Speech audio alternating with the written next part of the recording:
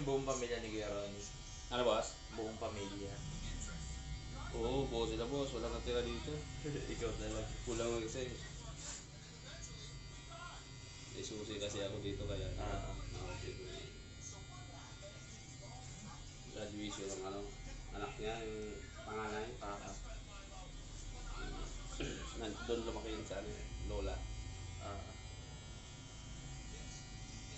Sabay nga yung ano, yung graduation ng si Gio. Tapos yung panganay. Sabay yung araw mismo. Paano yun?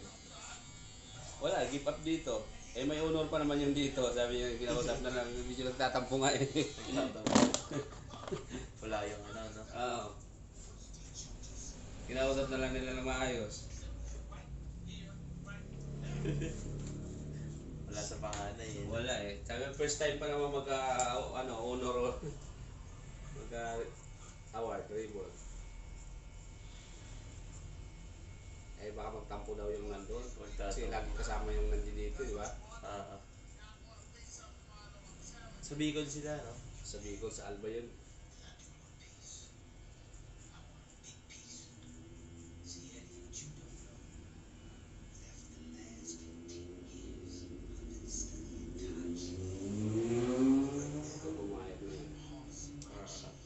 Nagtampo yun. Kapag di mo kausapin ng ano, huwag ka rin ng sama loob yun eh.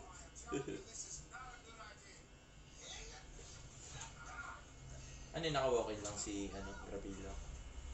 Okay lagi yun. Sa akin nagpapagpit lagi yun. Okay siya lagi.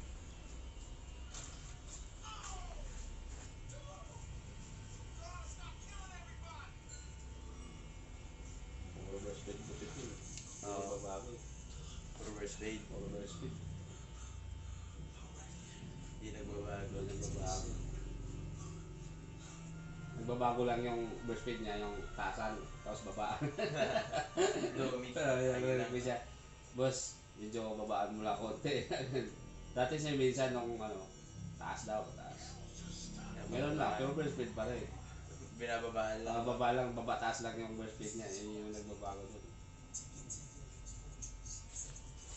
Oo, but siguro sa niya, yung wala siya maisip na ibang bagay sa mukha siguro. Pero bagay mo siya, hindi lang siya nag-try talaga ng iba siguro. Ako nag-try ako na yun, marami ako. Mahirap yung hindi ka mag-try, no? Try ko yung pabasket, puta kalbo ko.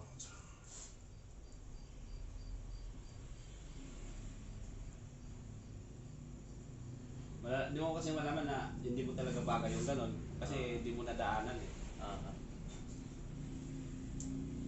Meron kasing mapahanga ka sa ibang gupit na, uy, bagay kayo sa akin yun, mga ganon. Eh hindi mo tinest eh, hindi mo tinay. Natatakot ka. Wala. Hindi. Natatry mo. Kasi dapat nung ipagsapalaran ka.